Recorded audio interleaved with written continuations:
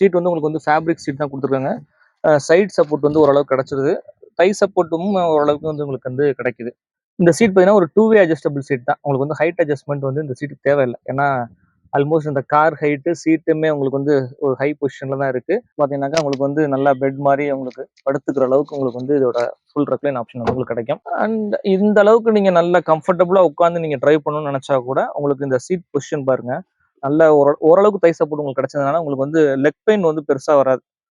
ரொம்ப ஈஸியா டிரைவ் பண்ணலாம். இந்த காரோட பெரிய பிளஸ்ஸே அதான்னு சொல்லலாம்னு வச்சுங்களேன். உங்களுக்கு பின்னாடி சீட்டு, ஃப்ரண்ட் சீட்டு எல்லாத்துமே உங்களுக்கு வந்து 3 வே சீட் பெல்ட் வந்து உங்களுக்கு கிடைச்சிருது. அட்ஜஸ்டபிள் சீட் பெல்ட் கிடையாது. நார்மல் சீட் பெல்ட் தான் உங்களுக்கு வந்து வந்துருது. ஸோ எப்பயுமே டிரைவ் பண்ணும்போது மறக்காம சீட் பெல்ட்டை நீங்க வியர் பண்ணிருங்க. அதான் வந்து சேஃப்டியும் கூட. இதோட மற்ற சேஃப்டி ஃபீச்சர்ஸ் என்னென்ன அப்படிங்கிறத வந்து நான் உங்களுக்கு ஸ்க்ரீன்ல காமிக்கிறேன்.